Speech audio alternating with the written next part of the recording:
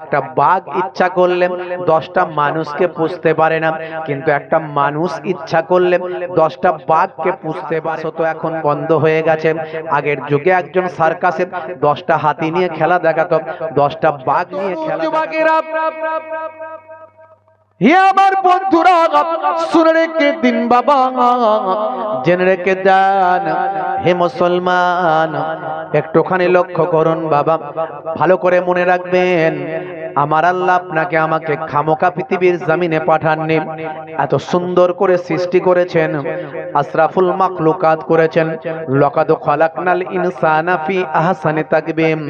আমার আল্লাহ কোরআন মাজিদে জানিয়ে দিলেন, হে দুনিয়ার মানুষ শুনে রেখে দাও, আমি মানুষকে পৃথিবীর জমিনে সর্বাপেক্ষা সুন্দর করে সৃষ্টি করেছি। এই মানুষকে আমার আল্লাহ এত সুন্দর করলেন, শ্রেষ্ঠ করলেন, আশরাফুল মাখলুকাত করলেন, পৃথিবীর শ্রেষ্ঠ জীবে পরিণত করলেন। হে তরুণ যুবকেরা, আমার আল্লাহ বললেন, বান্দারে আমি খামোখা পৃথিবীর জমিনে মানুষকে পাঠাইনি। মা খলাকতুল জিন্না ওয়াল ইনসা ইল্লা লিয়াবুদুন। আমি জিন জাতি এবং মনুষ্য জাতিকে কেবলমাত্র আমার ইবাদতের জন্য সৃষ্টি করেছি। হে তরুণ যুবকেরা, আপনিও খান, গরুও খায়, আপনিও খান, ভেড়াও খায়, আপনিও খান, ছাগলও খান। আপনিও মারা যাবেন, ছাগলও মারা যায়, গরুও মারা যায়। আপনিও মারা যাবেন, ভেড়া, গরু, গাধাও, ছাগলও মারা যায়। আপনার শরীর আছে, তাদেরও শরীর আছে। আপনার শক্তি আছে, তাদেরও শক্তি আছে। কিন্তু একটা জিনিস আমার আপনার সঙ্গে গরু গাধার নাই, আমাদের আল্লাহ বুদ্ধি দিয়েছেন, তাদের আল্লাহ সেটা দেন নাই। তারা তাই বিবেক বুদ্ধি দিয়ে চিন্তা ভাবনা করে বুঝতে পারে না যে তাদের প্রভু কেন তাদের সৃষ্টি করেছেন, তারা সেটা জানে না। কিন্তু আমরা আমাদের বিবেক বুদ্ধি দিয়ে চিন্তা করে বুঝতে পারি যে আমাদের প্রভু আমাদের কেন সৃষ্টি করেছেন, পৃথিবীর শ্রেষ্ঠ জীবে পরিণত করেছেন। হে তরুণ যুবকেরা, হে আমার মুরব্বিয়ানেরা, একটা বাঘ ইচ্ছা করলে 10টা মানুষকে পুষতে পারে না, কিন্তু একটা মানুষ ইচ্ছা করলে 10টা বাঘকে পুষতে পারে। আগের যুগে সার্কাস হতো, এখন বন্ধ হয়ে গেছে। আগের যুগে একজন সার্কাসে 10টা হাতি নিয়ে খেলা দেখাতো, 10টা বাঘ নিয়ে খেলা দেখাতো। অর্থাৎ মানুষকে আল্লাহ সেই বুদ্ধি দিয়েছেন যে 10টা মানুষকে, 10টা বাঘকে কন্ট্রোল করতে পারে, হাতিকে কন্ট্রোল করতে পারে। আর সেই মানুষের মাথায় কি আল্লাহ এই বুদ্ধি দেননি যে পৃথিবী কুল কায়নাতকে যিনি সৃষ্টি করেছেন সেই স্রষ্টার ইবাদতটা বান্দাকে করতে হবে। হে তরুণ যুবকেরা, হে আমার বন্ধুরা, হে আমার মুরব্বিয়ানেরা, শুনে রেখে দিন বাবা। এর জন্য আমার আল্লাহ বলেছেন, কাইফা তাকফুরুন, তোমরা কেমন করে কুফরি করো বিল্লাহি, আল্লাহর সাথে। ওয়া কুনতুম আমওয়াতান, এই পৃথিবীতে আসার আগে তোমরা ছিলে মৃত। ফাআহিয়াকুম, আমি তোমাদের জীবন দিয়েছি। এই পৃথিবীতে আসার আগে আমরা কি ছিলাম আমরা জানি না, কিন্তু আল্লাহ বলে দিচ্ছেন, কোরআন বলছে তোমরা ছিলে মৃত, এবার তোমাদের আমি জীবন দিয়েছি, অর্থাৎ আমরা এখন বেঁচে আছি। সুম্মা ইউমিতুকুম, আবার তোমাদের মওত দেওয়া হবে। অর্থাৎ এই পৃথিবী থেকে আমরা সারা জীবন বাঁচবো না, মারা যাব। জোরে বলেন, মারা যাব। আমার আল্লাহ বললেন, বান্দারে তোমাদেরকে মারা যেতে হবে। সুম্মা ইলাইহি তুরজাউন, তোমাদেরকে আমি আল্লাহ আমার কাছে ফিরতে হবে। সুতরাং হে বান্দারা, তোমরা কেমন করে আমার ইবাদতটা ভুলে যাও। মুসলিম তুমি নামে হলে আজকামে হলে না ভাই। মুসলিম দেখো অপরাধে লিপ্ত কেন হয়। মুসলিম তুমি নামে হলে আজকামে হলে না ভাই। মুসলিম দেখো অপরাধে লিপ্ত কেন হয়। মুসলিম তুমি কোরআন হাদিস পড়তে জানো না। মুসলিম তুমি মসজিদেতে নামাজে এলে না। কথা ঠিক না ভুল বলেন? মুসলিম তুমি নামে হলে আজ মুসলিম তুমি নামে, মুসলিম এলে ন্যায়ের পথে সমাজ বদলাবে রে, সমাজ বদলাবে। মুসলিম তুমি নামে হলে আজ কামে হলে না ভাই, মুসলিম দেখো অপরাধে লিপ্ত কেন হয়। বমে বারুদে নেশার থালায় হবে না কারো সাথী, বমে বারুদে নেশার থালায় হবে না কারো সাথী। সালাউদ্দিন আর তাগুলের তুমি যে উত্তরসূরি, ব্যঙ্গ কার্টুনে ব্যঙ্গ সিনেমায় নবীর সম্মান কমে না, ব্যঙ্গ কার্টুনে ব্যঙ্গ সিনেমায় নবীর সম্মান কমে না। গুগল সার্চে সেরা মনীষী খুঁজে দেখো না। আজকে আমরা সেরা কিতাব পেয়েছি কোরআন মাজিদ, সেরা পয়গম্বর পেয়েছি জনাবে মুহাম্মদুর রাসূলুল্লাহ সাল্লাল্লাহু আলাইহি ওয়াসাল্লাম। আর পৃথিবীর শ্রেষ্ঠ শ্রেষ্ঠ জিনিস আল্লাহ আমাদের জন্য নিয়ামত করেছেন, এরপরেও আমরা আল্লাহকে কেমন করে ভুলে থাকতে পারি। হে তরুণ যুবকেরা, আল্লাহ যে আছেন এটা কি আপনি বিশ্বাস করেন? যদি বলেন আল্লাহকে তো দেখতে পাইনি, কেমন করে বিশ্বাস করব? আপনার মনে হতে পারে আপনি বিজ্ঞান মনস্ক মানুষ, আপনি মডার্ন এডুকেশন নিয়ে থাকেন, আপনার মনে হতে পারে আল্লাহকে তো দেখতে পাইনি, আল্লাহকে কেমন করে বিশ্বাস করব? হে তরুণ যুবকেরা, হে আমার মুরব্বিয়ানেরা, এক নাম্বার আল্লাহকে আপনি বিশ্বাস করতে গেলে আল্লাহর নিদর্শন দেখে বিশ্বাস করুন। কারণ মনে রাখবেন ভাই আমার দোস্ত আমার, বাস্তবতা বলে, বিজ্ঞান বলে, সায়েন্স বলে, কর্তা ছাড়া কোনো ক্রিয়া হয় না, কর্তা ছাড়া কোনো ক্রিয়া হয় না। অটোমেটিক এই মাইকটা তৈরি হয়ে যায়নি, অটোমেটিক এই প্যান্ডেলটা তৈরি হয়ে যায়নি, সবের একটা একটা কর্তা আছে। তাহলে আপনার কি মনে হয় না চাঁদ আকাশে উঠছে, উদিত হচ্ছে, সূর্য আকাশে উদিত হচ্ছে, আকাশ সপ্ত আকাশ বিনা খুঁটিতে বিনা স্তম্ভে দাঁড়িয়ে আছে। এই মাটিতে ভাই আমার কোনো বীজ ফেললে সেখান থেকে গাছ হচ্ছে, সেখান থেকে ফল হচ্ছে। আমার আল্লাহ বাতাস দিচ্ছেন, অটোমেটিক আপনি অনুভব করছেন, বাতাস কিন্তু দেখতে পাননি, বাতাস অনুভব করে যায়। হে তরুণ যুবকেরা, আপনি সূর্যের লাইট কিন্তু আপনি ভাই আমার ধরতে পারছেন না, কিন্তু অনুভব করা যাচ্ছে, সূর্যের আলো পাচ্ছেন আপনি। হে তরুণ যুবকেরা, আমার আল্লাহকে দেখতে পাওয়া যায় না, কিন্তু অনুভব করা যায়। যেমন বাতাসকে দেখতে পাওয়া যায় না, বাতাসকে ধরা যায় না, অনুভব করা যায়। যেমন সূর্যের আলোকে ধরা যায় না, অনুভব করা যায়, দেখা যায়। মনে রাখবেন নিদর্শন দেখা যায়, আমার আল্লাহকে দেখা যায় না। আল্লাহর নিদর্শন সূর্য, চাঁদ, আকাশ, পৃথিবীর জমিন, গাছপালা, তরুলতা, হাজারো সাজারো, এই সব কিছু দেখে কর্তা ছাড়া যেমন ক্রিয়া হয় না, তেমন আমার আল্লাহ ছাড়া এই সব কিছু কখনো সৃষ্টি হতো না। বন্ধুরা আমার, তরুণ যুবকেরা আমার, যদি বলে হুজুর এ তো না হলে বুঝলাম এসব প্রকৃতির দান, মানুষ আল্লাহকে অস্বীকার করার জন্য প্রকৃতির দানের উপর চালিয়ে দেয়। প্রকৃতিটা কে বানালো? আমি সেটাকেও না হলে বাদের খাতায় রাখলাম, ঠিক আছে আপনার কথা মেনে নিলাম, কিন্তু পৃথিবীর বুকে আচ্ছা বলুন তো দেখি 1450 বছর আগে যে কিতাবটা এসছে, এই কিতাবটার রাইটারের নাম আছে কি? আপনি বলবেন নাই। পৃথিবীর বুকে এমন কোন কিতাব আছে যার রাইটার নাই? বলবে হ্যাঁ, প্রত্যেকটা কিতাবেরই রাইটার আছে, কিন্তু এক্সেপ্ট কোরআন মাজিদ, অনলি ওয়ান বুক, যেটা হলো কোরআন মাজিদ, যার কোনো রাইটার নাই। হে তরুণ যুবকেরা, হে আমার মুরব্বিয়ানেরা, অনলি ওয়ান বুক কোরআন মাজিদ। আচ্ছা বলুন তো দেখি পৃথিবীর বুকে এমন কোন কিতাব আছে যে কিতাবটা পুরো কিতাবটা মুখস্থ করা আর প্রথা আছে? হাজার হাজার মানুষ সেই কিতাবটা মুখস্থ করে, লক্ষ লক্ষ মানুষ সেই কিতাবটা মুখস্থ করে। Only one book, you tell me, আপনি আমাকে একটা কিতাবের নাম বলুন, পারবেন না। পৃথিবীর লক্ষ লক্ষ মানুষ সেই কিতাব মুখস্থ করে না, এক্সেপ্ট অনলি ওয়ান বুক, আল কোরআন। সেটা হলো একমাত্র কোরআন মাজিদ, যেটা পৃথিবীর বুকে কোটি কোটি হাফেজ এট এ টাইম মুখস্থ করে যায়।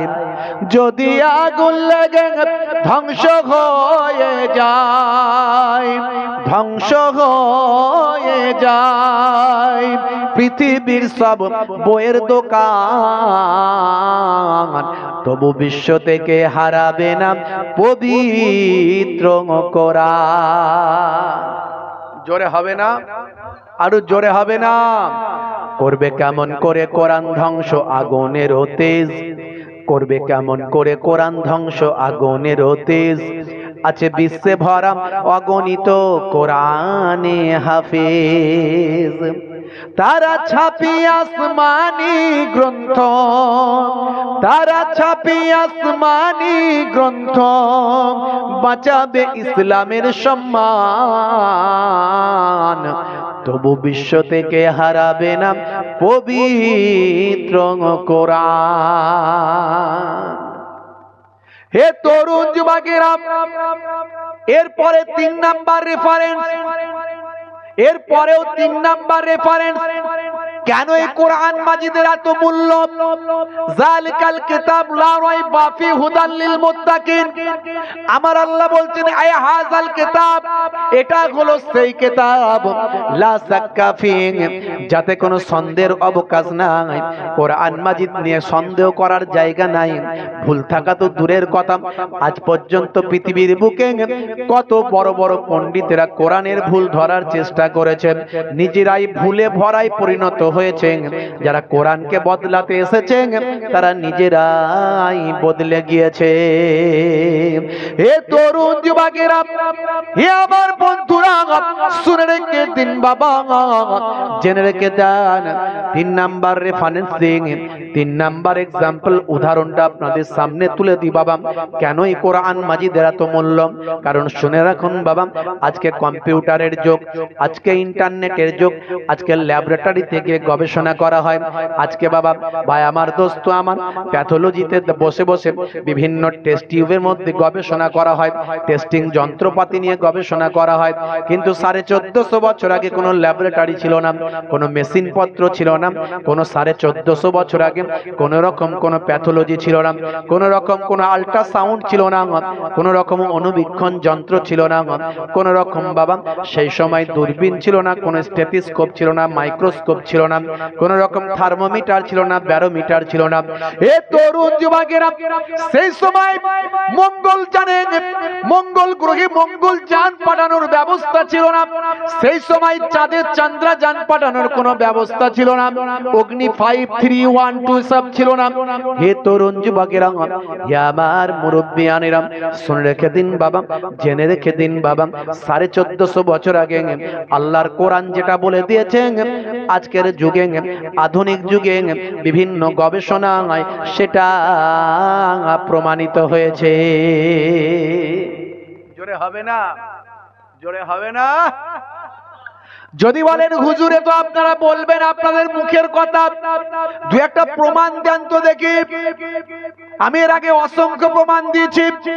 ইন্টারনেটে গেলে আমার বক্তব্য 20-25 হাজার বক্তব্য পাবেন। আমি একটা একটা করে অনেক বক্তব্যের মধ্যে দিয়ে প্রমাণ দেওয়ার চেষ্টা করেছি।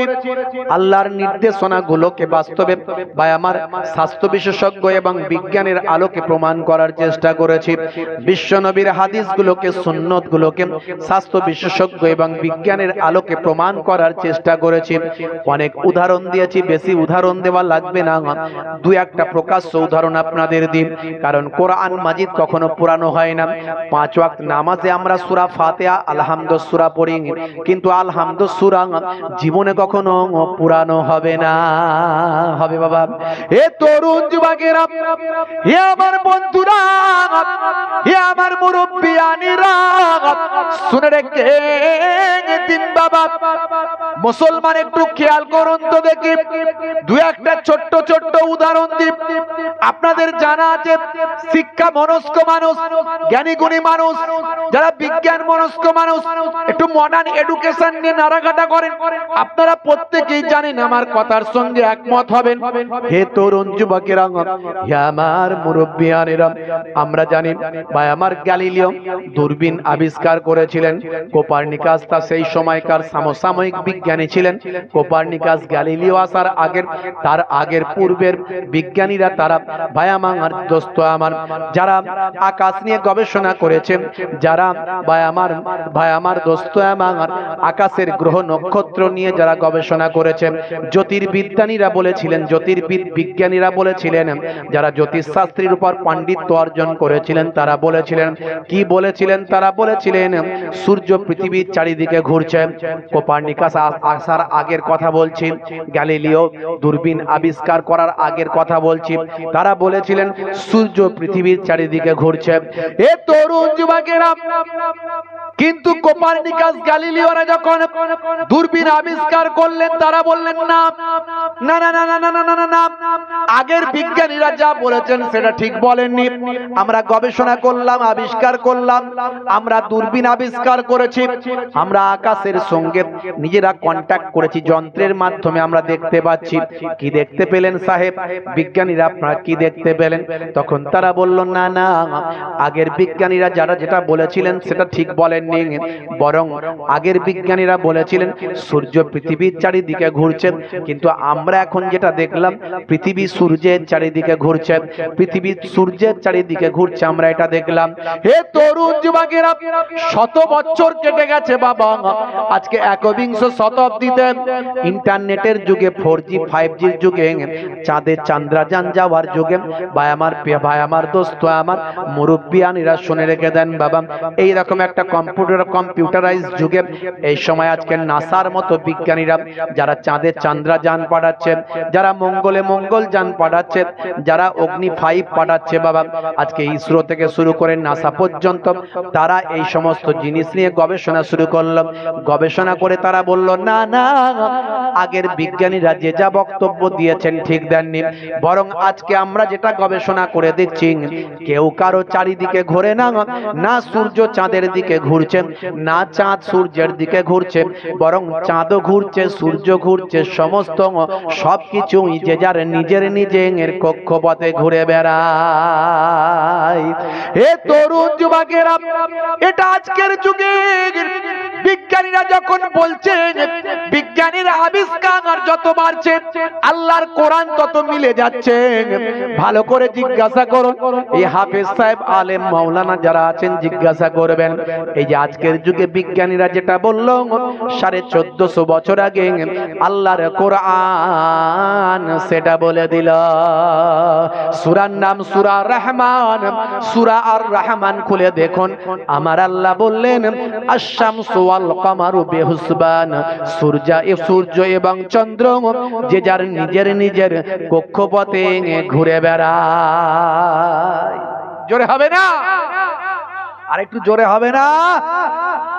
বন্ধুরা আমার, তরুণ যুবকেরা আমার, মুরব্বিয়ানেরা আমার, আপনি বলুন তো 1450 বছর আগে কোন প্যাথোলজি ছিল, কোন মাইক্রোস্কোপ ছিল, কোন দূরবীন যন্ত্র ছিল? তাহলে কি করে হলো? এরপরেও কি আপনার মনে হয় না যে আমার আল্লাহ কোরআন মাজিদ অবতীর্ণ করেছেন, কোরআন সত্য মানে আমার নবী সত্য, আমার নবী সত্য মানে আল্লাহ আছেন, আল্লাহ সত্য। জোরে বলুন সুবহানাল্লাহ। যদি বলেন হুজুর আরো দু একটা উদাহরণ দিন তো দেখি, আমি অনেক উদাহরণ দিয়েছি, কটা বলবো? হে তরুণ যুবকেরা, কোরআন মাজিদে আমার আল্লাহ বললেন ইন্নাল্লাহা হারামা আলাল আরদি আন তাকুলা আজসাদাল আম্বিয়া, এটা হাদিস পাক, বিশ্বনবীর সম্পর্কে হাদিসটা বলা হয়েছে। এটাও হারাম করা হয়েছে মাটিকে, আর এখানে হারাম করা হলো রক্ত। ইন্নাল্লাহা হারামা আন তাকুলা আজসাদাল আম্বিয়া। ভাইরা আমার, তরুণ যুবকেরা, এখানে নবীদের জিসিমকে খাওয়া মাটির জন্য হারাম করা হয়েছে। আমি সে প্রসঙ্গে পরে আসছি। হে তরুণ যুবকেরা, কোরআন মাজিদে আমার আল্লাহ তিনটে জিনিসকে খাওয়া হারাম, তিনটে জিনিস মানুষের জন্য খাওয়া হারাম করলেন। পদ্দামা, একটা হলো ভাই আমার প্রবাহিত রক্ত, আর একটা হলো ওয়াল হামাল খিনজির, শুকরের গোশত। ভাইরা আমার, তরুণ যুবকেরা আমার, মুরব্বিয়ানেরা আমার, ইন্নাল্লাহা হারামা আলাল ইন্নাল্লাহা হারামা, ভাই আমার নিশ্চয় আমার আল্লাহ হারাম করে দিলেন। এ জওয়ান যুবকেরা, এ আমার মুরব্বিয়ানেরা, তিনটে জিনিস আমার আল্লাহ হারাম করলেন।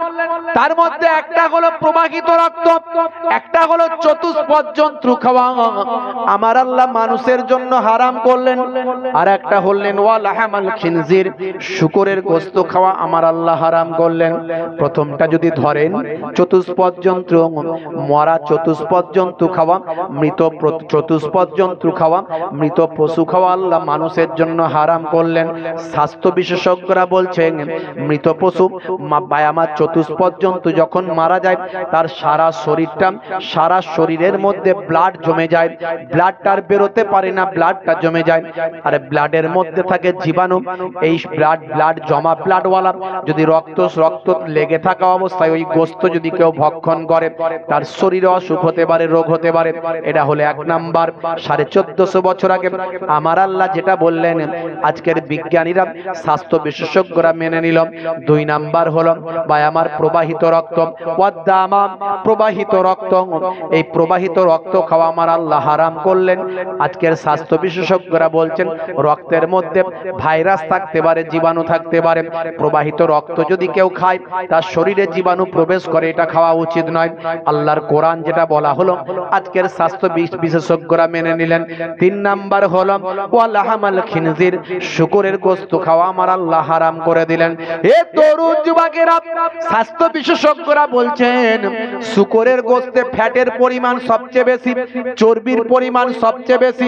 শুকরের গোশত যদি মানুষ বেশি বেশি ভক্ষণ করে, অল্প দিনের মধ্যে তার কার্ডিও সমস্যা দেখা দেবে, অর্থাৎ হার্টের সমস্যা দেখা দেবে। হে তরুণ যুবকেরা, আরো শুধু তাই নয়, শুকরের গোশত খেলে মানুষের একটা অভ্যাস খারাপের দিকে চলে যাবে। কারণ শুকরের অ্যাটিটিউড, চিন্তা ভাবনা, শুকরের বাবা ধ্যান ধারণা আলাদা। কারণ শুকর সব সময় নোংরা জায়গায় থাকতে পছন্দ করে। পৃথিবীর বুকে এমন একটা পশু, এমন একটা জীব, যে তার স্ত্রীর সঙ্গে যখন, ভাই আমার স্ত্রীর সঙ্গে যখন, ভাই আমার দোস্ত আমার, স্ত্রীর সঙ্গে যখন মিলিত হয়, তখন আরো কতগুলো পুরুষ শুকরকে নিয়ে একত্রিত হয়। এটা পৃথিবীর মধ্যে এক্সেপশন, একটাই মাত্র ব্যতিক্রমী পশু আছে বাবা। শুকরের মাংস যারা, গোশত যারা খেতে অভ্যস্ত হবে, তাদের অ্যাটিটিউডটা সেই দিকে চলে যাবে। শুধু তাই নয়, শুকর সর্বদা জীবাণুর মধ্যে থাকে, নোংরা আবর্জনার মধ্যে থাকে। তাই কোনো মানুষ যদি শুকরের গোশত খেতে অভ্যস্ত হয়, তার মানসিকতাটা ওই নোংরা আবর্জনার মতো চলে যাবে, অর্থাৎ সেও নোংরা আবর্জনায় থাকতে পছন্দ করবে। কারণ স্বাস্থ্য বিশেষজ্ঞরা বলে খাদ্য মানুষের জীবনে প্রভাব বিস্তার করে। শুধু তাই নয়, স্বাস্থ্য বিশেষজ্ঞরা বলেন শুকর যদি কেউ ধারাবাহিক খাওয়া পছন্দ করে, স্বাস্থ্য বিশেষজ্ঞরা বলছেন তার শরীরে ছোট বড় 18টা অসুখ হতে পারে।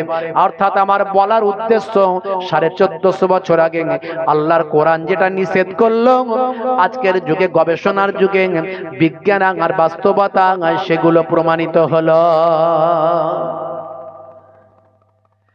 বন্ধুরা আমার, তরুণ যুবকেরা আমার, বিগ ব্যাং থিওরি আপনারা জানেন। Big bang theory, big bang theory কি? বিজ্ঞানীরা বলছে, আজকে বিজ্ঞান বলছে আমরা টোটাল পৃথিবীর বুকে আজকে আমরা যা গবেষণা করতে পেরেছি, সেটা হলো 2%। 98% এখনো আবিষ্কার করা হয়নি। এই 2% গবেষণা আমরা করেছি বাবা। এই 2%-এ তারা বলছেন আমরা বিগ ব্যাং থিওরি আবিষ্কার করেছি। বিগ ব্যাং থিওরি কিরকম জিনিস না, মনে করুন একটা বিন্দু, তারা বলছে সব কিছু একটা বিন্দুর মধ্যে ছিল। এই বিন্দুতে যখন বিস্ফোরণ হলো, বিস্ফোরণ হওয়ার সঙ্গে সঙ্গে বন্ধুরা আমার, তরুণ যুবকেরা, সেটা ছড়িয়ে পড়ল। এই ছড়িয়ে পড়ে একটা বিশাল জায়গা অধিকার করল। অর্থাৎ চাঁদ চাঁদের জায়গায় চলে গেল, সূর্য সূর্যের জায়গায় চলে গেল, আকাশ আকাশের জায়গায় চলে গেল, পাহাড় পর্বত নদী নালা সব তার জায়গায় চলে গেল। আবার একটা সময় এমন আসবে, ইলাস্টিকের মতো, রাবারের মতো, রাবারটা টানলে বেড়ে যায়, ছেড়ে দিলে একত্রিত হয়ে যায়। এরকম একটা সময় আসবে, তখন সবকিছু আবার সেই বিন্দুর দিকে ফিরে যাবে। এ তরুণ যুবকেরা, সূরার নাম সূরা আম্বিয়া। সূরা আম্বিয়া খুলে দেখবেন সূরা আম্বিয়ার মধ্যে আমার আল্লাহ বলেন এই আকাশ, এই চাঁদ, জমিন, ভাই আমার এই জমিন এবং আসমান সব একত্রিত ছিল। আমি আল্লাহ সবাইকে তাদের মধ্যে থেকে পার্থক্য করে যে যার জায়গায় পাঠিয়ে দিয়েছি। ভাই আমার সূরা আম্বিয়া পড়লে আপনি বুঝতে পারবেন, বিগ ব্যাং থিওরির সঙ্গে আপনার মিলে যাবে। হে তরুণ যুবকেরা, হে আমার মুরব্বিয়ানেরা, আরো যদি উদাহরণ চান আরো উদাহরণ দেওয়া যাবে। মনে রাখবেন বাবা, পৃথিবীর বুকে একটা সমুদ্র আছে, যেই সমুদ্রের দুটো পানি একসঙ্গে মিলিত হয়েছে। দুই ধরনের পানি একসঙ্গে মিলিত হয়েছে, দুটো পানি কিন্তু আলাদা আলাদা। তারা মিলে যাওয়ার পরেও তাদের পানি কিন্তু ফেড হয় না, পানি কিন্তু কালার চেঞ্জ হয় না। হে তরুণ যুবকেরা, এটা 1942 সালে মিস্টার জ্যাকভি কোস্টা, তিনি কোস্টা থিওরির মাধ্যমে আবিষ্কার করেছেন, সমুদ্র সম্পর্কে ডিসকাস করেছেন। তিনি একজন মেরিন বিজ্ঞানী, সামুদ্রিক বিজ্ঞানী বাবা। কিন্তু তিনি যেটা 1942 সালে আবিষ্কার করলেন, সেটা ভাই আমার 1450 বছর আগে আমার আল্লাহ কোরআনে অবতীর্ণ করলেন। সূরার নাম হলো সূরা রহমান। সূরা রহমানের মধ্যে আমার আল্লাহ বলছেন, মারাজাল বাহরাইনি ইয়ালতাকিয়ান, বহমান দুই সমুদ্র তারা মিলিত হয়েছে, বহমান দুই সমুদ্র মিলিত হয়েছে। বাহরাইনে হলো দ্বিবচন, দুটো সমুদ্র। আমার আল্লাহ 1450 বছর আগে আল্লাহর কোরআনে বলছেন, 1942 সালে যেটা গবেষণা হচ্ছে সেটা 1450 বছর আগে আল্লাহর কোরআনে বলছে দুই সমুদ্র তারা মিলিত হয়েছে, একত্রিত হয়েছে। বাইনাহুমা, তাদের দুটোর মাঝখানে, বারজাখুল লা ইয়াবগিয়ান, তাদের দুটোর মাঝখানে আমি আল্লাহ একটা আবরণ দিয়েছি, যার দ্বারাই তারা মিলেমিশে একাকার হতে পারে না। বলার উদ্দেশ্য হলো আমার আল্লাহ আছেন, আল্লাহ ছিলেন, আল্লাহর কোরআন সত্য, আল্লাহর নিদর্শন সত্য। নিদর্শন দেখে আল্লাহকে চেনা যায়। আজকে যেটা বিজ্ঞানের গবেষণায় উঠে আসে সেটা 1450 বছর আগে আল্লাহর কোরআনে প্রমাণিত হয়। জোরে হবে না? আমি এই কটা উদাহরণ দিলাম, খালি ভূমিকাটা একটু আপনাদের মাঝখানে ঠিক করে নিলাম, যাদের মনে হতে পারে আল্লাহকে তো দেখিনি, বিশ্বাস কেমন করে করব। তো এই কথাগুলো শুনে, এই কথাগুলো, আল্লাহর কোরআন কখনো পুরানো হবে ভাই? এই কোরআন কখনো পুরানো হবে? সূরা ফাতিহা কখনো পুরানো হয়ে যাবে নাকি? তাহলে এই কথাগুলো নিয়ে গবেষণা করুন। আমি 4টে উদাহরণ দিলাম আপনাদের মাঝখানে কোরআন থেকে। এই 4টে উদাহরণ শুনে আপনি কি বুঝলেন? এরকম অসংখ্য, যত বিজ্ঞানের গবেষণা বাড়বে তত আল্লাহর কোরআন সত্য প্রমাণিত হবে। আর আল্লাহর কোরআন সত্য মানে আল্লাহ আছেন, ছিলেন এবং থাকবেন। বন্ধুরা আমার, তরুণ যুবকেরা আমার, খুবই সংক্ষেপ করে বলবো, লম্বা চওড়া নয়। আজকে ভাবুন তো দেখি, মুসলমান আমরা আল্লাহকে কতটা মানি, কতটা বিশ্বাস করি, রাসূলের সুন্নতকে কতটা মানি, সুন্নতকে কতটা ভালোবাসি। Cassius Clay, Hanuman, Gary Miller, Jennifer, madam Jennifer. হে তরুণ যুবকেরা, আজকে আপনি জানলে অবাক হবেন, ফিলিস্তিন আর ইসরায়েল যুদ্ধ চলছে। ফিলিস্তিন আর ইসরায়েল যুদ্ধ চলছে।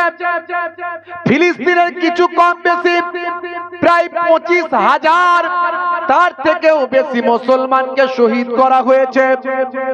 25,000-এরও বেশি মুসলমানকে শহীদ করা হয়েছে। ফিলিস্তিন ইসরায়েল নিয়ে আমি বেশি কথা বলবো না, ছোট্ট একটু টাচ দিয়ে যাচ্ছি বাবা। হে তরুণ যুবকেরা, তাদের ইমানের মজবুতি কেমন আপনাদের সামনে একটুখানি শুনিয়ে দিই বাবা। 1000 বছরের ইতিহাস আমি স্টাডি করেছি, কিন্তু অত সময় নেই বলার, কারণ রাত বেশি হয়েছে। বেশি আলোচনা করব না বলেছি, ছোট্ট করে একটু আলোচনা করে শেষ করে দেব। বন্ধুরা আমার, ফিলিস্তিন ইসরায়েল নিয়ে হে তরুণ যুবকেরা, অল্প কিছুদিন পরেই দেখতে পাবেন আল্লাহ সেই সময়ের দিকে নিয়ে যাচ্ছেন যে সময় ফিলিস্তিন স্বাধীন হবে। আর অল্প কিছুদিন পরে ইনশাআল্লাহ আবার বাইতুল মুকাদ্দাস মুসলমানদের হাতে আমার আল্লাহ তুলে দেবে। জোরে হবে না? আবার সেই দিকে যাচ্ছে। আপনারা জানেন কি জানি না, যে ইসরায়েলকে লোকে সুপার পাওয়ার মনে করে, পৃথিবীর শ্রেষ্ঠ পাওয়ার মনে করে, যে ইসরায়েলের দিকে চোখ তুলে তাকানোর কেউ ছিল না, সেই ইসরায়েলকে আজকে নাকানি চুবানি খাওয়াচ্ছে হামাস, একটা স্বাধীনতাকামী সংগঠন, ছোট একটা দল। আল্লাহ তাদের ইমানি শক্তি এমন দিয়েছে, যে সেই ইসরায়েলকে নাকানি চোবানি খাওয়াচ্ছে। ইসরায়েল এখন বিশ্বের দ্বারে দ্বারে ঘুরে বেড়াচ্ছে যাতে করে তাদের যুদ্ধবন্দীদের ফিরে পায়। যুদ্ধ বন্ধ করব ভাই, কিন্তু যুদ্ধবন্দীদের ফিরে পায়। মনে রাখবেন, যত ইসরায়েলি সেনা বর্তমানে ফিলিস্তিনে লড়াই করছে তার তিন ভাগের এক ভাগ মেন্টালি পাগল হয়ে গেছে, মানসিক রোগী হয়ে গেছে। এক ভাগ মানসিক রোগী, আর এক ভাগ অসুস্থ শারীরিক রোগী, আর এক ভাগ শারীরিক রোগী। আর থাকে কভাগ, আর এক ভাগ থাকে, সেই এক ভাগ তাদের মধ্যে কনফিউশন আছে, আমরা জিততে পারবো তো। আজ 4 মাস কিছু কম বেশি 4 মাস লড়াই করছি, 2-10 জন হামাস সৈন্যকেও মারতে পারিনি। 2-10 জন হামাস সৈন্যকেও 4 মাস যুদ্ধ করে মারতে পারিনি, প্রমাণ দেখাতে পারিনি বিশ্বের মানুষকে। আমরা না পেরে কি করেছি? নিরীহ সাধারণ নারী পুরুষ বাচ্চাদের উপর বোমা ফেলে 25,000 নিরীহ মানুষকে মেরেছি, কিন্তু 2-5 জন 10 জন হামাস সৈন্যকে মারতে পারিনি। তারা অবাক হয়ে যাচ্ছে, এরা যুদ্ধ করার জন্য যায় আর তারা কোথায় গর্ত থেকে বেরিয়ে ঢিচু করে দিয়ে দেয় অতি ফিনিশ। বুঝতে পারছো? তাহলে 3 ভাগের 1 ভাগ পাগল হয়ে গেছে, অলরেডি ম্যাড, মানসিক রোগী। 1 ভাগ শারীরিক রোগী, আর 1 ভাগ কনফিউশনে ভুগছে, যুদ্ধে জিততে পারবো তো, খালি কবে বাড়ি যাব করছে। বলুন তো, পৃথিবীর শ্রেষ্ঠ পাওয়ারফুল একটা দেশ হিসাবে লোকে বিবেচনা করতো ইসরায়েলকে, আজকে সেই ইসরায়েলের নাকানি চুবানি চলছে। মনে রাখবেন, হামাস বলে দিয়েছে কোনোভাবে কোনো কম্প্রোমাইজ হবে না, যুদ্ধ চলবে যতক্ষণ না ফিলিস্তিন স্বাধীন হবে, যুদ্ধ চলবে যতক্ষণ না বাইতুল মুকাদ্দাস ফিরে পাওয়া যাবে। বন্ধুরা আমার, তরুণ যুবকেরা আমার, মুরব্বিয়ানেরা আমার, হে তরুণ যুবকেরা, হে আমার বন্ধুরা, হে আমার মুরব্বিয়ানেরা, ফিলিস্তিনের মুসলমানগুলো আজকে শহীদ হয়ে যাচ্ছে। 25,000 তার বেশি মানুষ আজকে শহীদ হয়েছে। নারী শহীদ হয়েছে, শিশু শহীদ হয়েছে, বাচ্চারা শহীদ হয়ে যাচ্ছে, বৃদ্ধরা শহীদ হয়ে যাচ্ছে। বন্ধুরা আমার, তরুণ যুবকেরা আমার, হে আমার মুরব্বিয়ানেরা, শুনে রেখে দিন বাবা, জেনে রেখে দিন বাবা, আমেরিকার একজন বিখ্যাত টিকটকার, নাম হলো মেগান রাইস, ফিলিস্তিনের নিউজ করতো, খবর করতো। এরকম ইউটিউব দেখছেন, এই ইউটিউবে প্রত্যেক দিন আপডেটটা ভিডিওটা দেওয়ার চেষ্টা করত। ফিলিস্তিনের কত মানুষ মারা যাচ্ছে, আজকের কি ঘটনা ঘটলো, আজকে কতজনের কি হলো, এইভাবে তারা নিউজ করার চেষ্টা করতেন। মেগান রাইস বলে একজন আমেরিকান একজন টিকটকার। হে তরুণ যুবকেরা, তিনি একজন মহিলা, তিনি আমেরিকান টিকটকার। ফিলিস্তিনের নিউজ করতে করতে করতে করতে তিনি ফিলিস্তিনবাসীদের সম্পর্কে যখন জানতে পারলেন, ফিলিস্তিনবাসীদের জিজ্ঞাসা করা হচ্ছে, আচ্ছা বলুন তো দেখি, এত মানুষ মারা যাচ্ছে, আপনারা কি ভাবছেন? সেই সময় ফিলিস্তিনের মুসলমানেরা বলেছিল, আমার আল্লাহ যাতে রাজি, ফিলিস্তিনের মুসলমানেরা তাতে রাজি। আমরা আল্লাহর উপর ভরসা রেখেছি, আমাদের আল্লাহ হলেন এক। আমার আল্লাহ যেটা ইচ্ছা সেটা ভালো মনে করেন, আল্লাহ যেটা ভাগ্যে ভালো রেখেছেন সেটাই হয়। ওয়াল কদরি খাইরিহি ওয়া শাররিহি মিনাল্লাহি তাআলা, ভাগ্যে ভালো মন্দ যেটা হয় আল্লাহর পক্ষ থেকে হয়। এটা আমাদের ঈমান কথা, ঠিক না ভুল? এই কথাটাই ঠিক ফিলিস্তিনবাসীদের মুখ থেকে উচ্চারণ হচ্ছে। এ তরুণ যুবকেরা, মিস্টার ম্যাডাম মেগান রাইস, আমেরিকার বিখ্যাত টিকটকার, তিনি অবাক হয়ে গেলেন। এ ফিলিস্তিনবাসীরা বলে কি এদের 25,000 লোক মারা গেছে, তারপরেও এরা আল্লাহর উপর ভরসা ত্যাগ করেনি। এরা বলে আল্লাহ যাতে রাজি, আমরা তাতে রাজি। এদের ঈমানের তেজ কোথা থেকে পেল? এত ঈমানি শক্তি কোথা থেকে পেল? ভাই আমার, দোস্ত আমার, হে তরুণ যুবকেরা, মেগান রাইস তিনি গবেষণা শুরু করলেন। মেগান রাইস তাদের যখন ভিডিওগুলো মানুষের কাছে পৌঁছাতেন, তিনি যখন বিবৃতি দিতেন, মিলিয়ন মিলিয়ন ভিউ হতো। মানুষ প্রশ্ন করলেন, ম্যাডাম মেগান রাইস, আপনি ফিলিস্তিনি মুসলমানদের মুসলমানদের নিয়ে এত কথা বলছেন, মুসলমানদের সিম্প্যাথি দেখিয়ে এত কথা বলছেন, আপনি কি কোরআন পড়েছেন? আপনি কি নবীর জীবনী পড়েছেন? ম্যাডাম মেগান রাইস তিনি মুসলমানদের কোরআন নিয়ে গবেষণা করলেন, ফিলিস্তিনবাসীদের ইমানের শক্তিটা আল্লাহর কোরআনে পেলেন। হে তরুণ যুবকেরা, ম্যাডাম মেগান রাইস আর থাকতে পারলেন না, কালেমা পড়ে ঈমান কবুল করে সারা পৃথিবীর মানুষকে জানিয়ে দিলেন, আমি ফিলিস্তিনবাসীদের ঈমানের শক্তি দেখে আমি মেগান মুসলমান হলাম। জোরে হবে না? জোরে হবে না?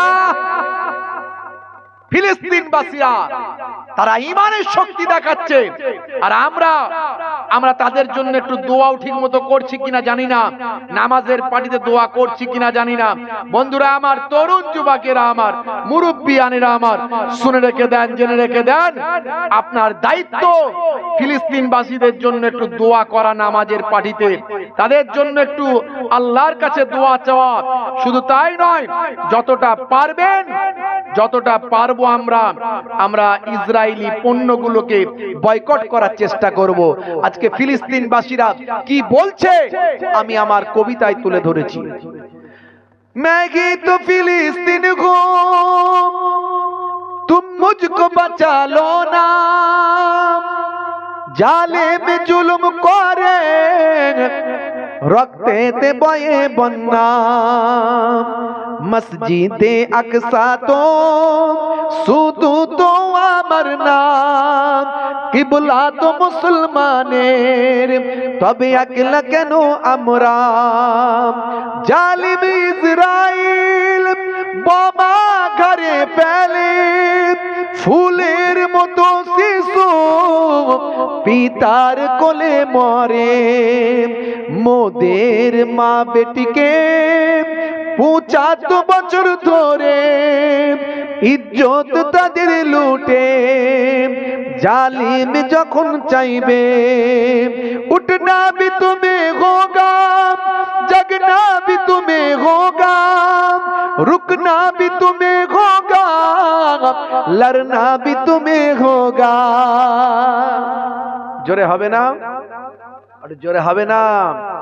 1948 সালটার আগেতে ইসরায়েল নামে কোন দেশ ছিল না মানচিত্রে, জার্মানি নাৎসিদের কাছে ইহুদিরা মার খেয়ে আসে সরল ফিলিস্তিনে, মসজিদে আকসা को, मस्जिदे अक्सा को कब्जा भी होगी ने क्या, मस्जिदे अक्सा को कब्जा भी होगी ने क्या, फिलिस्तीनी को कब्जा भी होगी ने क्या, मैं ये तो फिलिस्तीन को तुम मुझको बचा लो ना, जालिम जुल्म करे रखते थे बये बन्ना, उठना भी तुम्हें होगा, जगना भी तुम्हें होगा, रुकना भी तुम्हें होगा, लड़ना भी तुम्हें होगा। জোরে হবে না? জোরে হবে না? বন্ধুরা আমার, আজকে তারা লড়াই করছে কিসের জন্য? দেশকে স্বাধীন করার জন্য, আর 2 নাম্বার হচ্ছে তাদের মসজিদের জন্য। তারা মসজিদের জন্য, বাইতুল মুকাদ্দাসের জন্য লড়াই করছে। আর আমাদের মসজিদ আছে, তারপরে আমরা নামাজে যাই না। কথা ঠিক না ভুল? মুসলমানের ছেলেগুলোর দিকে তাকিয়ে দেখুন, হাই রে হাই, রাগ করবেন না বাপ। মুসলমানের ছেলে বলছে হয়েছি বাপের বেটা, মরবো একদিন, ভয় কিরে, চল এগিয়ে চল, দেখা যাবে। 35 কেজি ওজন, তিরিং তিরিং করে লাপাচ্ছে, বলছে দে ডান্ডা করে দেব ঠান্ডা। আমি বলি গায়ে গোশ নাই, গোবরে চর্বি, ঠেলে দিলে উল্টে পড়ে যাবে। নাম রেখেছে হিম্মত আলী, বুঝতে পারছেন? চোখে দেখতে পায়নি, নাম রেখে দিয়েছে নজর আলী। গায়ের পাশে দাঁড়ানো যায় না, এত দুর্গন্ধ, নাম রেখেছে আতর Ali. Tight fitting jeans, tight fitting গেঞ্জি, জিন্সের প্যান্ট 3 জায়গায় ছেঁড়া, গেঞ্জির বুকে জুতোর ছাপ, কি রে ভাই, এত থাকতে জুতোর ছাপ নিয়ে ঘুরছো কেন? হ্যাঁ, বলে হুজুর এটাই চলছে। তার মানে কি নাম তোমার? বলছে হুতো। মুসলমানের ছেলে নাম রেখেছে হুতো, গেঞ্জির বুকে লাগিয়েছে জুতো। ফারিস্তা বলবে আই মারবো তোকে গুতো। মুসলমানের ছেলে, হাই রে হাই।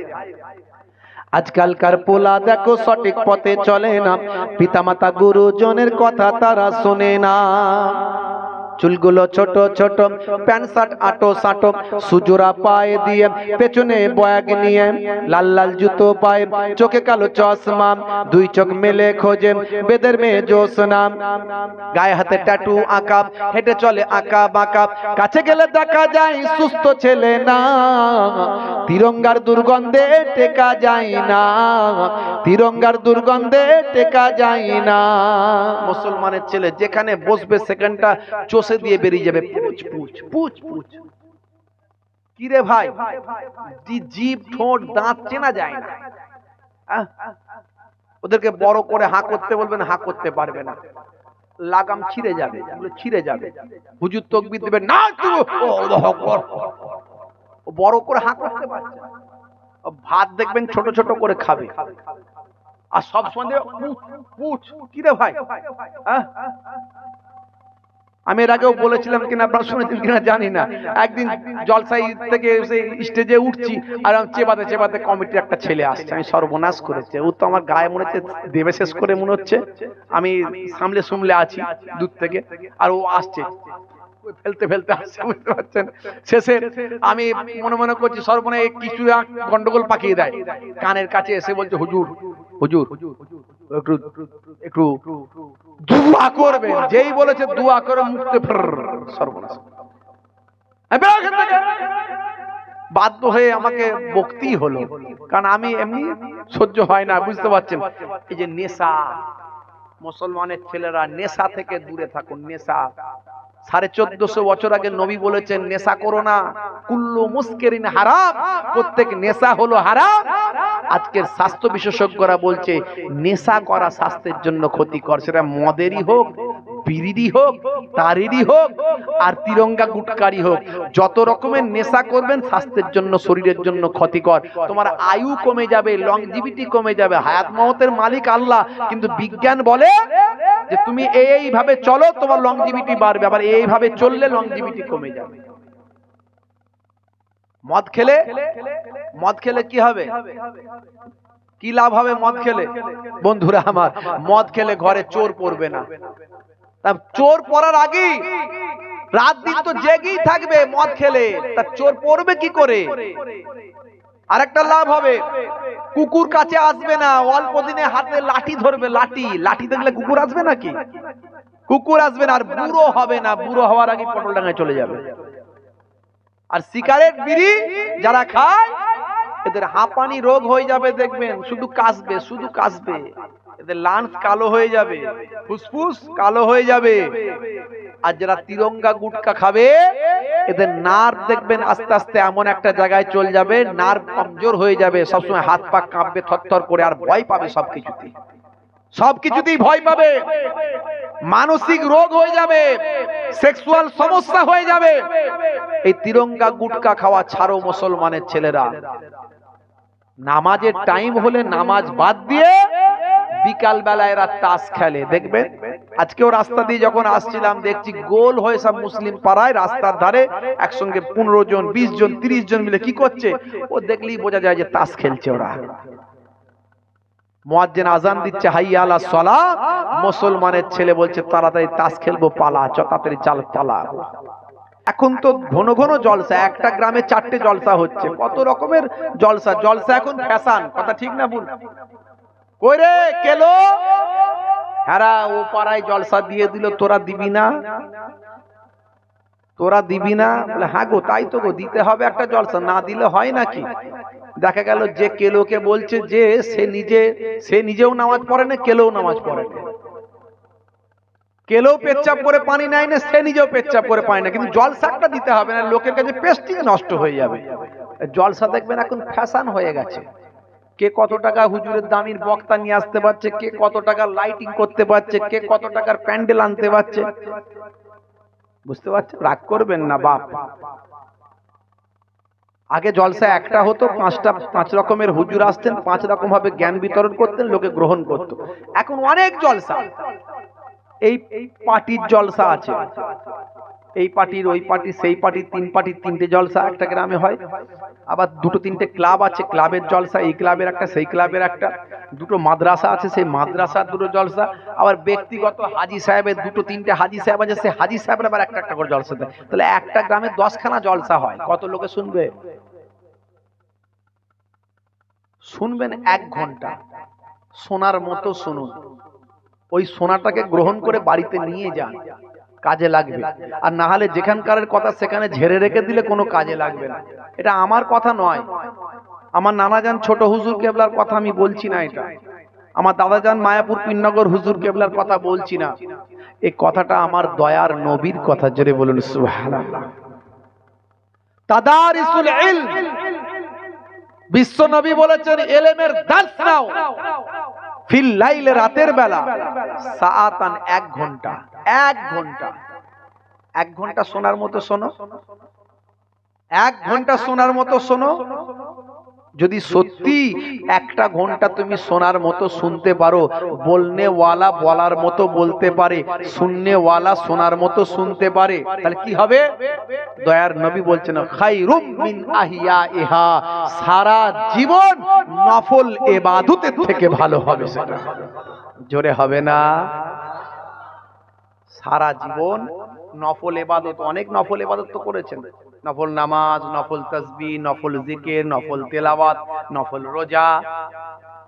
1টা ঘন্টায় আপনার জীবনটা পাল্টে যেতে পারে যদি নেওয়ার মতো নিতে পারেন। বেশি লম্বা চওড়া আলোচনা আমি করব না, তাই আমি 1-1.5 ঘন্টার মধ্যেই শেষ করব ইনশাআল্লাহ, আপনারা ব্যস্ত হবেন না।